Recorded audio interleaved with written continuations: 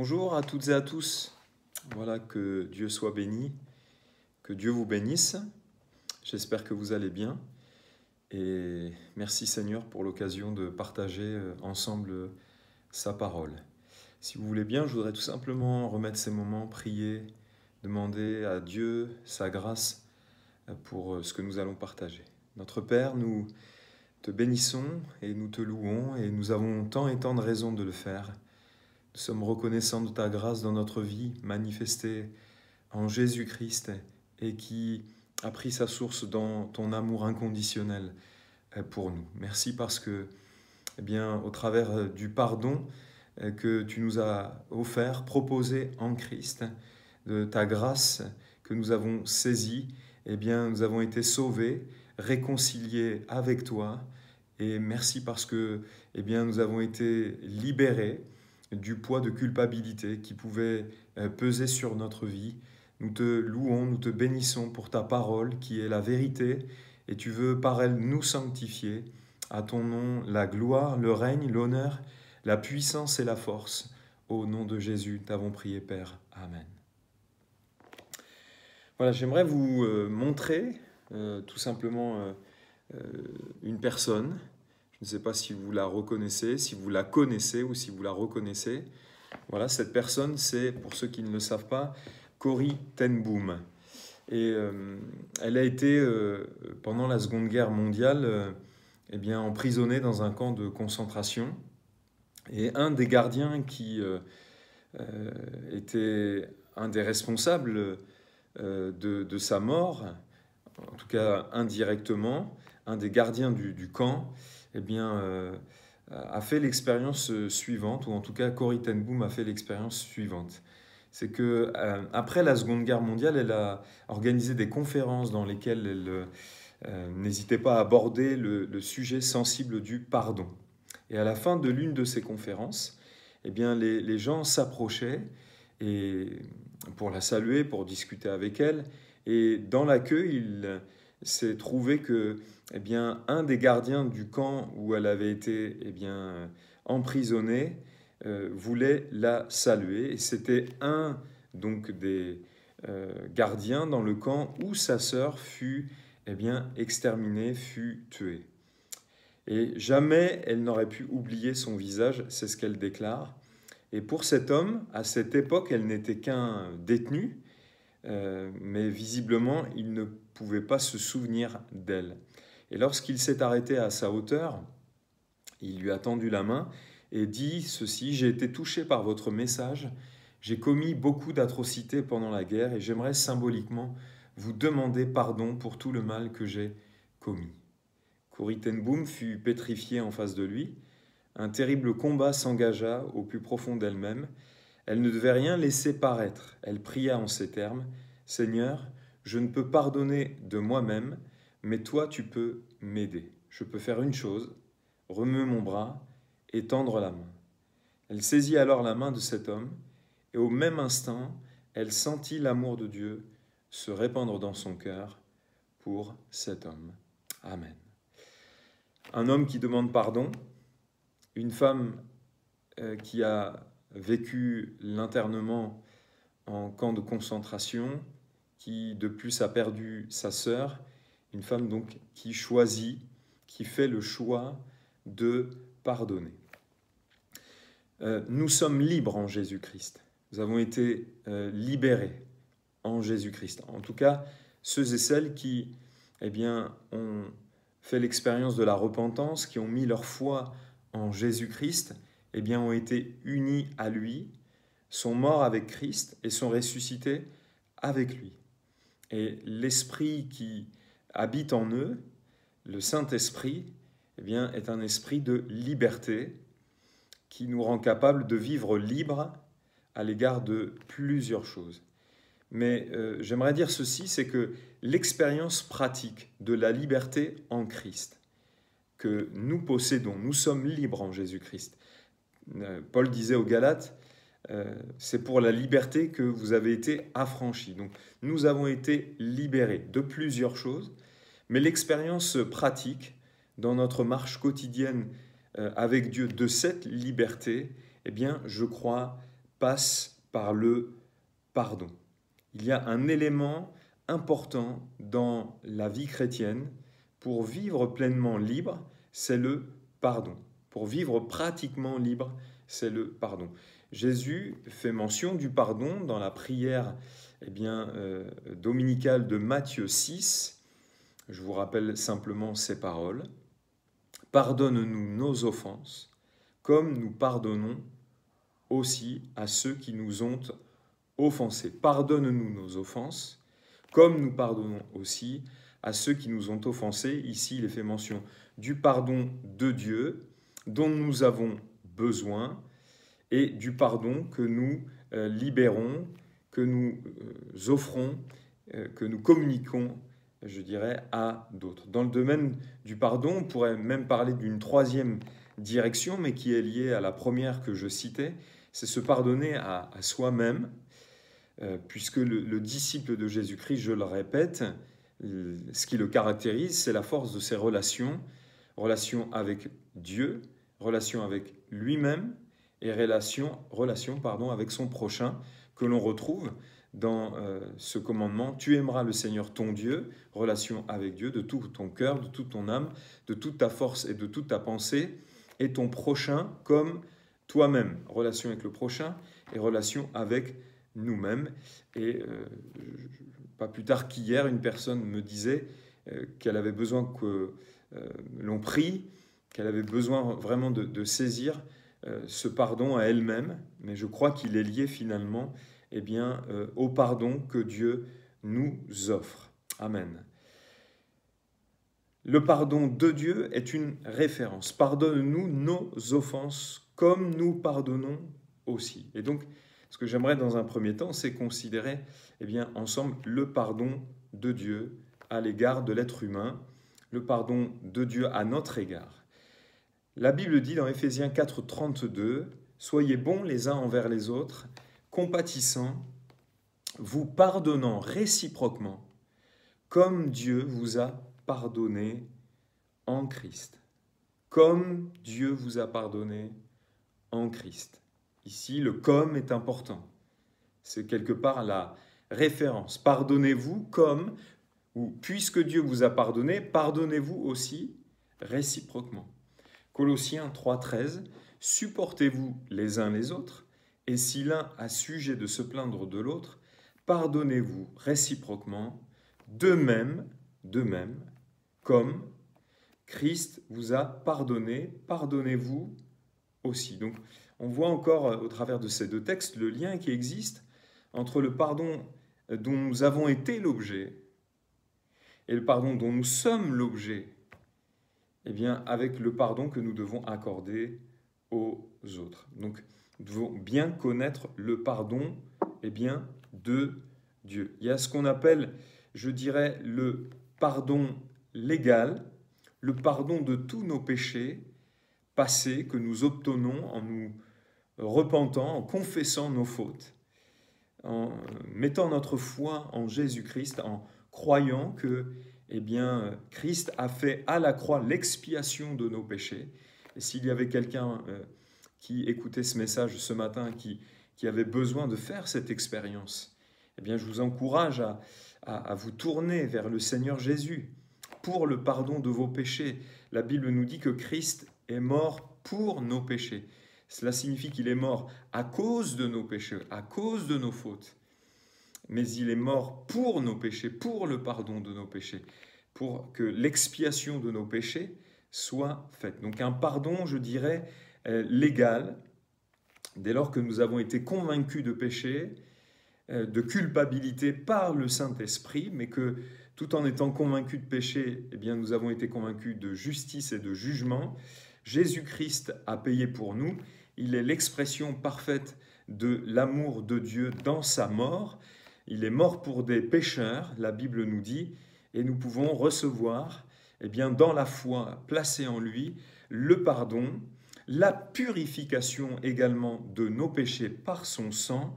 Notre conscience est purifiée. Voilà ce que cela signifie. Nous ne sommes plus accusés par l'accusateur, par l'adversaire, le diable.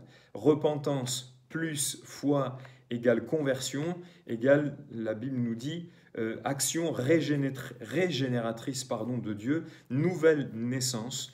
Nous devenons une nouvelle créature par la nouvelle naissance. La Bible dit dans le psaume 130, verset 4, « Mais le pardon se trouve auprès de toi afin qu'on te craigne. » Donc si la repentance et la foi a pour résultat le pardon légal, eh bien, nous ne désirons plus pécher. Voilà ce que ça signifie. Par la nouvelle naissance, nous sommes une nouvelle créature, nous sommes des saints, et par voie de conséquence, eh bien, à cause de ce cœur nouveau, de cet esprit nouveau qui nous habite, eh bien, nous ne sommes plus animés du désir de pécher. Nous désirons obéir à Dieu, nous désirons plaire à Dieu. Nous pouvons dire aussi que c'est le règne du bien qui existe dorénavant. Et donc nous sommes animés de ce désir de ne plus offenser Dieu, de ne plus pécher, mais il nous arrive encore de pécher et nous avons besoin de ce que j'appelle le pardon, eh bien relationnel. Amen. Nous avons besoin du pardon relationnel. Ce pardon dont nous avons besoin lorsque nous offensons Dieu, lorsque nous offensons le Seigneur dans notre relation avec lui, eh bien ne remet pas en cause notre identité de fils et de filles de Dieu, ne remet pas en cause notre salut. Malheureusement, l'adversaire, quand il arrive que des croyants tombent et retombent dans un péché, eh bien, arrive par ses mensonges à leur faire douter de leur salut et de leur identité de fils. Eh bien, ce qu'il y a simplement besoin, c'est de saisir la victoire sur ce péché redondant dans lequel il retombe régulièrement. Mais le diable sait nous accuser d'une mauvaise culpabilité, parce qu'il y a une bonne culpabilité, mais une mauvaise culpabilité. Et quand il arrive à mettre le doute quant à notre identité de fils et de fille de Dieu ou de notre salut, eh bien, il faut tout simplement refuser ces mensonges. La vérité nous éclaire, le pardon se trouve auprès de Dieu afin qu'on le craigne. Dieu, même lorsque nous retombons dans un péché, parce que nous ne maîtrisons pas le plan de victoire, parce que nous comptons sur nos propres efforts, eh bien, la Bible nous dit que Dieu ne se lasse pas de pardonner dans cette relation, cette foi que nous plaçons en Jésus-Christ. Je fais bien toujours la différence entre quelqu'un qui pêche et pour qui ça ne pose aucun problème, mais avec quelqu'un qui pêche, qui retombe dans un péché et qui en souffre, qui est attristé de cela, qui veut s'en sortir. C'est bien la preuve qu'il est un saint, un fils, une fille de Dieu qui désire honorer son Père et ne plus l'offenser. Ce péché, encore une fois relationnel, ne remet pas en cause notre identité de fils et de fille de Dieu et notre salut. Le pardon relationnel que Dieu nous accorde sur la base de notre foi, eh bien, ne signifie pas qu'il n'y ait jamais de conséquences. La preuve avec David. Dans 2 Samuel 12, 13, David dit à Nathan « J'ai péché contre l'Éternel ». Et Nathan dit à David, « L'Éternel pardonne ton péché, tu ne mourras point ». Déjà, je crois que ça a été, je pense, très libérateur pour David d'entendre « L'Éternel te pardonne ». Lorsqu'il a confessé qu'il avait péché, la bouche prophétique, Nathan lui dit « L'Éternel te pardonne ». Je crois que ça a été très libérateur pour lui, parce que le livre des psaumes nous montre que, il était torturé intérieurement, mais il y a eu des conséquences à son péché. Et le pardon relationnel de Dieu n'annule pas toujours les conséquences que nous devons assumer et dans lesquelles la grâce de Dieu encore peut se manifester, mais nous devons les assumer. La Bible dit, et je continue, parce que s'il y a bien quelque chose qui peut nous affranchir, c'est la vérité. S'il y a bien quelque chose qui peut nous libérer, c'est la vérité. Vous connaîtrez la vérité et la vérité vous rendra libre. Et la vérité, c'est ce que Dieu dit, que dans les péchés relationnels que nous pouvons avoir, que si nous confessons nos péchés, il est fidèle et juste pour nous les pardonner et nous purifier de toute iniquité. Et le diable sait s'y prendre pour nous culpabiliser d'une culpabilité malsaine qui nous éloigne de Dieu, plutôt que de nous en rapprocher. Ce qui peut nous rapprocher de lui, c'est sa parole, ce qu'elle déclare. Si nous confessons nos péchés, il est fidèle et juste pour nous les pardonner et pour nous purifier de toute iniquité. Et Jean s'adresse ici à des chrétiens. Nous avons un avocat auprès du Père, Jésus-Christ le juste. Alors j'aimerais encourager quelqu'un, peut-être ou plusieurs, que la culpabilité diabolique maintient éloigné de Dieu. Lorsque vous écouterez ce message, le pardon se trouve auprès de lui. Je pense à ce témoignage d'un jeune homme qui retombait sans cesse dans la pornographie alors qu'il voulait s'en sortir. Il avait été comme harponné, séduit. Et à un moment donné, la culpabilité l'a maintenu loin de Dieu, car il avait fini par croire le mensonge que Dieu ne lui pardonnerait plus, qu'il n'était pas chrétien et que c'était fini pour lui. Mais un jour, eh bien, la grâce de Dieu s'est manifestée, un texte de l'Écriture, un réma de Dieu s'est imposé à son cœur comme une révélation personnelle, et que Dieu ne se lasse pas de pardonner, que nous pouvons toujours revenir à lui dès lors que nous sommes dans la foi en Jésus-Christ et que nous ne prenons pas plaisir au péché, mais que nous en sommes attristés. Ésaïe 55, verset 7, que le méchant abandonne sa voie et l'homme d'iniquité ses pensées, qu'il retourne à l'Éternel qui aura pitié de lui, à notre Dieu qui ne se lasse pas de pardonner. Amen. Voilà ce que déclare l'Écriture. Un autre texte concernant le pardon de Dieu, Psaume 103, verset 3. C'est lui qui pardonne toutes tes iniquités, qui guérit toutes tes maladies. C'est lui qui délivre ta vie de la fausse, qui te couronne de bonté et de miséricorde. C'est lui qui rassasie de bien ta vieillesse, qui te fait rajeunir comme l'aigle. Et j'aimerais m'arrêter sur ce « toutes tes iniquités ». Ici, il semble que le pardon précède la guérison, la délivrance, la couronne, le rajeunissement. Et oui, le pardon, quand on entre dedans, peut amener guérison, on verra tout à l'heure, délivrance, couronne, c'est-à-dire règne, autorité et renouvellement, rajeunissement. Mais la question que je me pose, c'est peut-on tout pardonner? Ce texte dit celui qui pardonne toutes tes iniquités. Le cheminement peut différer, mais je crois que, Dieu pardonne tout. Tout péché est pardonnable par Dieu, sauf, nous le savons, l'Écriture nous dit, le blasphème contre le Saint-Esprit. On n'a pas le temps de s'arrêter ici sur ce que c'est, mais déjà, si vous éprouvez de la crainte de ne pas être pardonné par Dieu, c'est que vous n'avez pas, encore une fois, je pense, blasphémé contre le Saint-Esprit.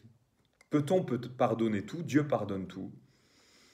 L'autre chose que je voulais faire remarquer, et nous péchons bien souvent de cette manière, lorsque nous péchons, Dieu ne va pas le dire aux autres. Il ne répand pas notre vie publiquement. Il peut arriver que nous soyons humiliés par la main du Seigneur pour nous rendre plus humbles, mais je crois que Dieu, s'il condamne la médisance, ne va pas rapporter le mal aux autres que nous avons fait. Et nous devons veiller à cela. Lorsque quelqu'un nous offense, n'allons pas le claironner partout. Nous devons être vigilants par rapport à cela. La Bible dit dans le Proverbe 10-12 que la haine excite des querelles, mais l'amour couvre toutes les fautes. Couvre, ne va pas, je crois, le répandre. Préserve le pécheur, celui qui nous a offensés. Donc le pardon se trouve auprès de toi et la source de ce pardon de Dieu, c'est son amour, sa grâce, sa miséricorde. Et la Bible dit que nous sommes rendus participants de la nature divine. Donc quelque part, ça veut dire, je crois, que si nous sommes rendus participants de la nature divine concernant certains attributs de Dieu, son amour, sa grâce, sa miséricorde, nous pouvons pardonner comme Dieu pardonne. Amen. Que nos églises soient des famille, que les relations fraternelles soient marquées par ces réalités, que nous soyons des églises remplies d'amour, d'accueil, de pardon, de grâce, de miséricorde, dans la vérité. Amen. Alors, nous continuons maintenant notre pardon, ou notre demande de pardon. Puisque, comme je le citais en introduction, cet homme a demandé pardon. Il peut arriver que nous demandions pardon à des frères et sœurs, à des personnes que nous avons offensées. Non pas seulement pardon à Dieu, mais aussi à des gens que nous aurions offensés. Le fils prodigue dira « J'ai péché contre le ciel et contre toi ». Il est conscient qu'il a offensé, péché contre son Père. Le pardon est au cœur même de la réconciliation. Et le pardon doit pouvoir déboucher sur la réconciliation, mais ce n'est pas toujours systématique.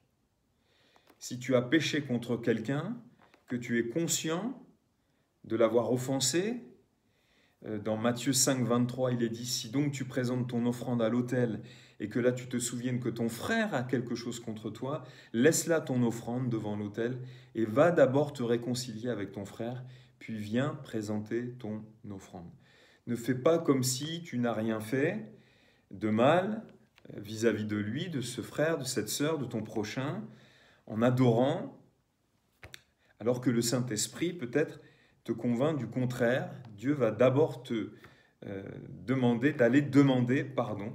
Il m'est arrivé avant un culte ou dans d'autres circonstances que le Saint-Esprit me demande de demander pardon à mon épouse. Alors on va lire dans Matthieu 18, 21 à 35. Excusez-moi, je prends ma Bible. Matthieu 18, 21 à 35. Il y a un texte référence ici, Évangile de Matthieu, chapitre 18, Évangile de Matthieu, chapitre 18, du verset 21 à 35. Je répète, Matthieu 18, verset 21 à 35. Voici ce que dit le Seigneur. Alors Pierre s'approcha de lui et dit « Seigneur, combien de fois pardonnerai-je à mon frère lorsqu'il péchera contre moi? Sera-ce jusqu'à 7 fois ?» Jésus lui dit « Je ne te dis pas jusqu'à 7 fois, mais jusqu'à 70 fois, 7 fois. C'est pourquoi le royaume de Dieu, royaume des cieux, est semblable à un roi qui voulut faire rendre compte à ses serviteurs. Quand il se mit à compter, on lui amena un qui devait 10 000 talents. Comme il n'avait pas de quoi payer, son maître ordonna qu'il fût vendu, lui, sa femme, ses enfants et tout ce qu'il avait, et que la dette fût acquittée. Le serviteur, se jetant à terre, se prosterna devant lui et dit « Seigneur, aie patience envers moi, et je te paierai tout. » Ému de compassion, le maître de ce serviteur le laissa aller et lui remit la dette. Après qu'il fut sorti, ce serviteur rencontra un de ses compagnons qui lui devait 100 deniers. Il le saisit et l'étranglait en disant « Paie ce que tu me dois. » Son compagnon, se jetant à terre, le suppliait, disant « Aie patience envers moi, et je te paierai. » Mais l'autre ne voulut pas, il alla le jeter en prison jusqu'à ce qu'il eût payé ce qu'il devait. Ses compagnons, ayant vu ce qui était arrivé, furent profondément attristés, et ils allèrent raconter à leur maître tout ce qui s'était passé. Alors le maître fit appeler ce serviteur et lui dit « Méchant serviteur, je t'avais remis en entier ta dette parce que tu m'en avais supplié. Ne devais-tu pas aussi avoir pitié de ton compagnon, comme j'ai eu pitié de toi ?» Et son maître, irrité, le livra au bourreau jusqu'à ce qu'il eût payé tout ce qu'il devait. C'est ainsi que mon Père céleste vous traitera si chacun de vous ne pardonne pas à son frère de tout son cœur. Amen. Et il dit bien de tout son cœur, nous en reparlerons tout à l'heure. À travers ce texte, on a le sentiment, encore une fois, que tout tourne autour de deux choses. Dieu me pardonne, encore une fois, et je pardonne aux autres. Alors concernant ce récit, le montant de la dette du premier, elle est astronomique, 10 000 talents, c'est-à-dire irremboursable en fait. peut pas le rembourser, cette dette. Le montant de la dette du second, elle est bien moindre. Et le Seigneur nous montre par là que la grâce qu'il nous a accordée, le pardon qu'il a manifesté envers nous, ou en tout cas la dette que nous avions, est plus importante que celle que nous pourrions accorder, eh bien, à celui qui nous a offensés. Le pardon n'est pas un nombre de fois, mais un état d'esprit, un état de cœur. Et le non-pardon, puisqu'il dira méchant serviteur, eh bien, reflète la méchanceté qui peut nous habiter, le mal. Nous vivons du pardon et nous vivons dans le pardon à cause du pardon. Je répète, nous vivons du pardon de Dieu et nous vivons dans le pardon à cause du pardon qu'il nous a accordé. Je compare le pardon à une semence. C'est comme une semence dont on a la récolte. Et la récolte, c'est la liberté. On est libre. Combien de gens sont esclaves du non-pardon? Et plus que ça encore, on va le voir. On récolte aussi la paix. Amen. Desmond Tutu, parlant du contexte de l'Afrique du Sud, dira sans pardon, il n'y a pas de futur. Sans pardon, il n'y a pas de liberté. Sans pardon, il n'y a pas de restauration. Sans pardon, il n'y a pas de guérison. Je crois même que, à cause de non-pardon, des destinées ont été avortées. Des plans de Dieu pour des hommes et des femmes ont été avortés. Alors, j'aimerais dire ceci. Ce que le pardon n'est pas et ce que le pardon est. Tout en étant chrétien, eh bien, on peut donner un accès à l'ennemi par un non-pardon ou un manque de pardon. C'est comme un droit qu'on lui donne. Le non-pardon, c'est une entrave à la communion avec Dieu. Cela attriste le Saint-Esprit, mais c'est une brèche pour l'ennemi, un empêchement d'exaucement de prière, et ça nous rend esclaves de ceux à qui nous refusons de pardonner. La Bible dit dans Hébreux 12, 15, « Veillez à ce que nul ne se prive de la grâce de Dieu, à ce qu'aucune racine d'amertume poussant des rejetons ne produise du trouble et que plusieurs n'en soient infectés. » Nul ne se prive de la grâce de Dieu, c'est-à-dire de la faveur de Dieu. Et le non-pardon, quelque part, lorsqu'il est délibéré, eh bien, nous prive de la grâce de Dieu, de sa faveur. Malheureusement, l'amertume peut déborder aussi sur les autres. Et je crois qu'on ne peut pas écouter les autres de manière passive.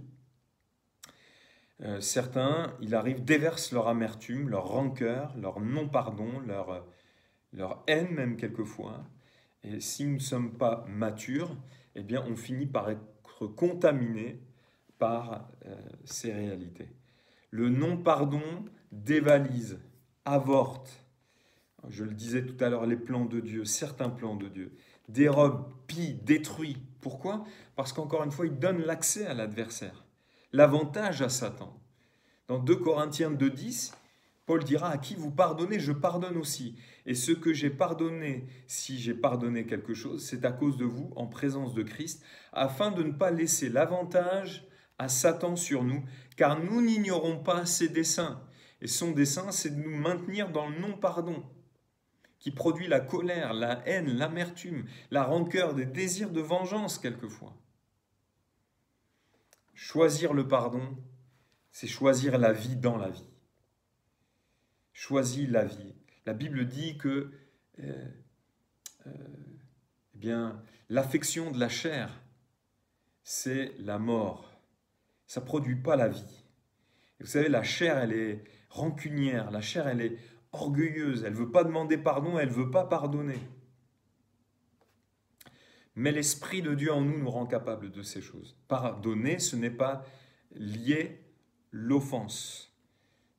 Pardonner, c'est toujours le meilleur, de décider de remettre la dette. Ce n'est pas approuver pardonner le mal qui a été fait. Ce n'est pas trouver des excuses à la méchanceté. Ce n'est pas lier le mal qui nous a été fait. Ce n'est pas nier le mal qui nous a été fait, si c'est le cas. Ou fermer les yeux sur ce qui a été commis. Pardonner n'est pas oublier. Si vous avez été violé dans votre enfance, si on a tué quelqu'un de votre famille, on ne peut pas oublier ce genre de choses. Mais je dis souvent que le pardon qui débouche sur la guérison, eh bien, amène aussi la réalité suivante, c'est que quand on est guéri de ces choses, c'est que notre vie intérieure et la relation avec des autres n'est plus conditionnée par ce qui s'est passé. C'est que le souvenir de ce qui s'est passé ne conditionne plus notre vie intérieure ni notre relation avec les autres de manière, je dirais, négative. Hébreux 8,12 dit « Parce que je pardonnerai leurs iniquités et je ne me souviendrai plus de leurs péchés. » On se sert de ce texte pour dire qu'il ne faut plus se souvenir. Eh bien, j'ai travaillé avec un pasteur qui a perdu toute sa famille au Rwanda et je peux vous dire qu'il n'a pas oublié ça. Mais le souvenir de ce qui s'est passé ne suscite plus haine, rancœur, désir de vengeance, amertume. Gloire à Dieu. C'est un pasteur que j'apprécie, avec qui j'ai travaillé. Que Dieu le bénisse. Je ne citerai pas son nom par discrétion. Mais donc, par rapport à Hébreux 8,12, ce que ça veut dire, ce texte, pardonner, c'est choisir de ne plus mentionner les fautes, de ne plus les ressortir à chaque moment, quoi.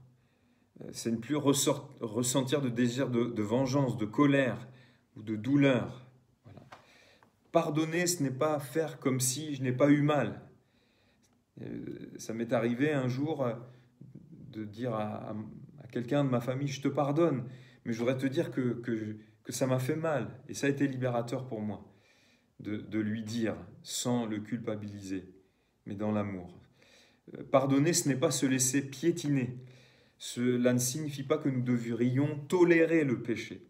Ce n'est pas protéger une personne en danger. Ce n'est pas, ne pas protéger une personne en danger. Donc ça signifie que des fois, même si on pardonne, on va devoir porter plainte. C'est quelquefois nécessaire pour protéger d'autres.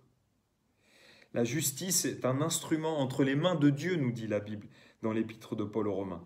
Ce n'est pas forcément restaurer une relation destructive. Parce que vous pouvez pardonner, mais la personne ne pas changer. Vous êtes appelé à pardonner, mais la personne peut ne pas changer. Pardonner n'est pas conditionnel à la reconnaissance par l'autre de ses torts. Et il y a souvent un débat dans les milieux chrétiens à ce sujet concernant des textes de l'Écriture, mais pour moi, pardonner n'est pas conditionnel à la reconnaissance par l'autre de ses torts. Parce que si le pardon que vous libérez aux autres est conditionnel au fait qu'il admette, qu'il confesse son offense ou ses torts, eh bien vous serez toujours tenu par le non-pardon et ce qu'il produit. Pardonner n'est pas optionnel, ce n'est pas mystique, hors de contrôle. Cela demande des gestes, on l'a vu en introduction, un choix, une décision. Je dis souvent que le pardon, c'est un pas de foi. Je choisis, je décide dans la foi de pardonner. C'est l'obéissance quelque part de la foi. Le pardon a pour objectif de nous rendre libres des blessures du passé. C'est nous libérer nous-mêmes des blessures du passé. C'est l'abandon de la vengeance, de la colère, la fureur. Le Seigneur nous rend capables dans sa grâce de tout cela. Et le non-pardon peut même affecter notre santé physique ou spirituelle. Je pense au témoignage d'une femme qui s'approchait du Seigneur et qui avait un psoriasis. Et quand elle s'est approchée de Dieu, et qu'elle a partagé son histoire de vie avec le pasteur, elle lui a fait mention du fait que son mari était parti, l'avait trompée avec une autre femme et qu'elle n'avait pas pardonné. Et le pasteur l'a orientée vers le choix de pardonner. Et dès lors qu'elle l'a fait en écrivant une lettre à son mari, elle a été guérie dans les semaines qui suivaient d'un psoriasis. Un auteur chrétien a dit « Pardonner, c'est libérer un prisonnier et découvrir que le prisonnier, c'était soi-même. » Le non-pardon, décider de garder de l'amertume, c'est comme avaler un poison et s'attendre à ce que l'autre meure. Pardonner, c'est manifester l'esprit de la croix sans attendre que l'autre manifeste une repentance quelconque. Père, pardonne-leur, car ils ne savent pas ce qu'ils font. Pardonner, ce n'est pas désirer ou se réjouir que l'offense de cette personne retombe sur elle. Et c'est le passage, encore une fois, nécessaire à l'identification ou au processus d'identification à Christ. Pardonner, eh bien, c'est décider quelquefois aussi de vivre avec les conséquences du péché des autres. Quelquefois. Imaginez que quelqu'un dans votre église vienne vous voir et vous dise « J'ai dit du mal sur toi à beaucoup de personnes, j'ai menti à ton sujet ». Eh bien, le regard des autres peut être conditionné par l'offense, par les mensonges de cette personne. Et vous ne pourrez pas toujours récupérer ce que cette personne a fait. C'est l'histoire, je l'entendais hier dans le Zoom que nous avions, d'un pasteur au sujet duquel on dit du mal. Et ce pasteur dit à cette personne qui vient lui demander pardon, eh bien, on va monter au sommet d'un immeuble, vous allez prendre un oreiller avec des plumes dedans, vous allez ouvrir l'oreiller et toutes les plumes s'en vont. Et vous voyez, des fois, il est difficile de rattraper ce qui a été fait. Enfin, je termine en disant, dans Matthieu 11, 25, « Et lorsque vous êtes debout faisant votre prière, si vous avez quelque chose contre quelqu'un, pardonnez, afin que votre Père qui est dans les cieux vous pardonne aussi vos offenses. » Amen. Bien souvent, ce qui montre qu'on a vraiment pardonné, c'est qu'on est bien disposé envers la personne qui nous a offensés. Dans Genèse 50, verset 20, Joseph dira « Vous aviez médité de me faire du mal. » On pourrait dire « Vous m'avez fait du mal. » Et Dieu l'a changé en bien pour accomplir ce qui arrive aujourd'hui, pour sauver la vie à un peuple nombreux. Ce qui l'a aidé à pardonner, je crois, c'est qu'il a donné un sens à ce qui lui était arrivé. C'est que Dieu était derrière, c'est que Dieu était au contrôle, c'est que Dieu avait un dessein, un objectif derrière l'offense de ses frères, même s'ils étaient responsables. Que Dieu vous bénisse. Amen.